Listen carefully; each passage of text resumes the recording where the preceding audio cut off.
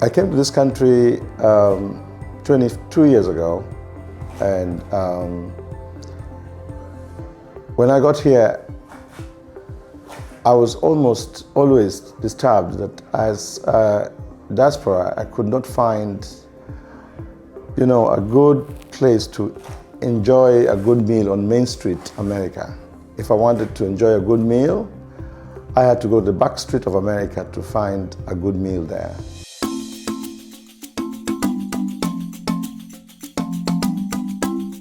It's AbdulRasheed Abubakar again. I am live here in Newark, New Jersey. I drove 326 miles away from Maryland to join Mr. Kevin Onyeona and his partner, Mr. Ahmeds Story, who are making history here today in the United States of America. Mr. Kevin Onyeona is a chef and the CEO Swahili Village in America. Against all challenges and all ups and downs that he faced, he was able to set up a restaurant, Africa's fine dining experience, called Swahili Village. And today is opening the third restaurant. We are on a countdown for his 50 restaurants, as he promised to open 50 restaurants in the United States of America. So today is the third. The first one he opens is in Beltsville, Maryland. The second one is in Washington, D.C., known as the consulate. And the third one here in Newark, New Jersey. Official opening is today. And we are going to be talking to Mr. Kevin Onyeona and also Mr. Ahmeds Story about their life story and how it all started. I came to this country 22 years ago, and when I got here, I was almost always disturbed that as a diaspora, I could not find, a good place to enjoy a good meal on Main Street, America. If I wanted to enjoy a good meal, I had to go to the back street of America to find a good meal there. And so the story is so long, and just to condense it, I set about to dream of one day owning a fine dining African restaurant. And so after I settled in this country, like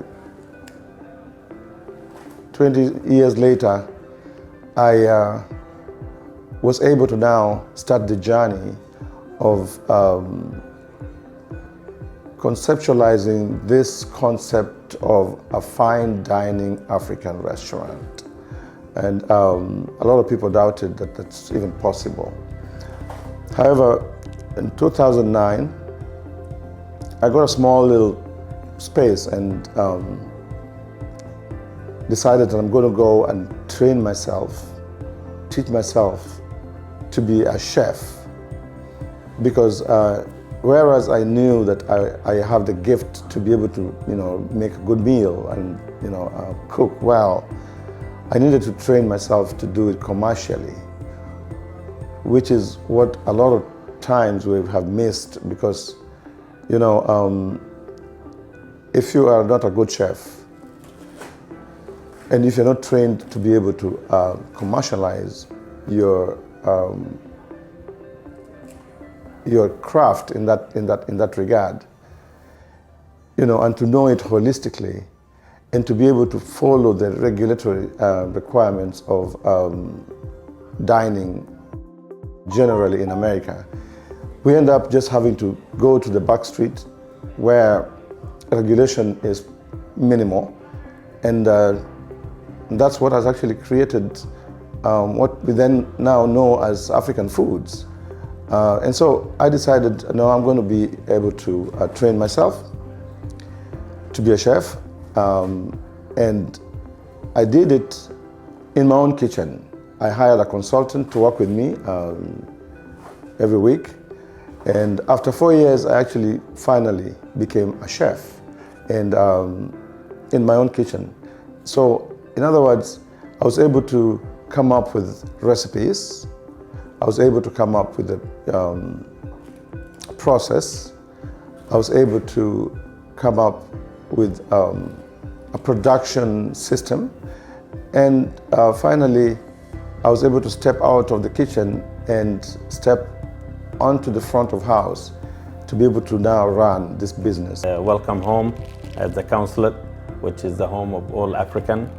My name is Ahmeds Story. I'm originally from Cairo, Egypt. My dad was an Egyptian diplomat, so we lived throughout the world, and I became a citizen of the world. I moved to the US in 1980, and since day one, I knew I'm going to be making a big impact in a change in the way Africa is looked at, and the way Arab are looked at, and the way Muslim are looked at in the US and in Western Europe. I started franchising restaurants since 1989. I took American concepts from fast food to casual dining to full service into Africa and Middle East. That was my passion, serving people and representing America in this way, and doing it through not an international citizen, through an Arab African citizen, going back home to educate, provide jobs, and represent a brand and operate a brand. We are used in Cairo, Egypt. All the major hotels are run by British, American, Swiss, and I wanted to be the Egyptian that can run an American international brand. So I did this for about 30 years, and my final destination was in Morocco till 2012. Developed 2 American franchises, very successful, and God closed that door to open a gate with Swahili for me, because we came back to the US for the right reasons, not to put people in harm's way during the Arab Spring. So I came back to the US and I met Kevin, seen his vision, seen his beautiful restaurant, tasted the African food that we call it different names, but it's the same food that we eat. And I knew then this is my destiny, to develop and take that brand globally. Kevin wanted to open 50 locations in the US. I wanted to do it globally, throughout the world, to introduce Africa properly with American standards of operation. I was born in the villages of Africa. I grew up in a small little dusty town called Homa Bay, but it was clearly the best place to grow up because it humbled our beginnings and gave me an insight into how food in Africa was seen and created. When I was in school, I was in the village with my grandmother and grandfather, and I watched how she and my grandfather approached the culinary experience. It taught me how you can get fresh food in the morning in the fields and go home and whip up a nice, quick, beautiful meal. But also taught me that grandmother always knew that there will be days when there's drought, there's famine, and there's no fresh food immediately available, especially during times when there was no rains. So I was watching how she was able to make fresh made meals and how she was able to preserve the same foods and use it later on when there was famine. That fundamentally really is what finally became the basis out of which I decided to open a scratch kitchen restaurant. Basically what I'm saying is that we're able to make your food fresh while you wait, which is something that a lot of people have not been able to accomplish because they either know how to preserve the food or over prep the food and then store it and cook it later. So that shaped, that experience that I had culturally growing up became now later on the reason why, you know, you can bet on Swahili Village being a successful brand, because at our best, our body likes fresh food. You know, if you eat something that you got from the right from the fields to your table, it more often will give you, your body receives it better than if you took that same food and stored it for a long time and then served it. Well, I was humbled and honored to be a son of a diplomat, an Egyptian diplomat, and I was honored to marry a Moroccan lady that I had two beautiful children with, and that really impacted my life between East Africa and West Africa, English-speaking country and French-speaking country, which made me a better human being, better man, and better husband. So I always like to share that experience and that culture, and I lived in 7-8 different countries throughout the world, from African country to Arab countries to European, and then into the US. So it's a shame if we don't be proud of who we are and tell the people about who we are. It was 22nd of May 2009. I remember that date very well because it's my wife's birthday, or not the year, but my wife's birthday. It was a small location. I had to start small because, first of all, I didn't have the experience in the beginning to go big, and neither did I have the money.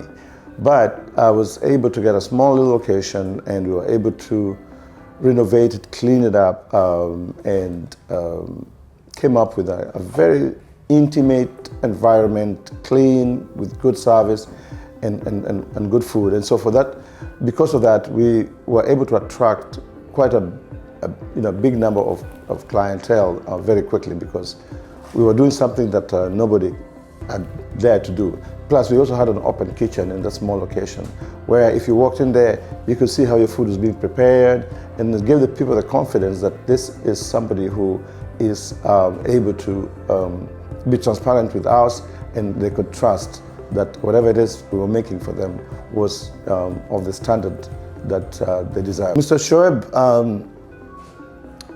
joined our business now 10 years into the business, because we were growing. So after the small location, we realized that we had already really overcrowded that location and overgrown it. So I decided to build another location, and we moved to this other location, which was much bigger at this time. The original location was about 1,500 square feet, and we moved to a 5,000 square foot restaurant. Wow. Yes. And this was now my journey to start that process of fine dining. So that second location was really deemed as fine dining. And it did excessively well, very successful indeed, even right now, a beautiful restaurant. While we were at this second location, our guests from downtown DC were always complaining that they have to drive far away to come to that other location. I had a conversation with Ambassador Elkanah and the AU ambassador, former ambassador. She was always reminding me that, Kevin, please come to downtown DC and build a restaurant for us, because this journey is too much. Though we love your food, but you know, it is such a hike to be able to get all the way back out to Maryland. So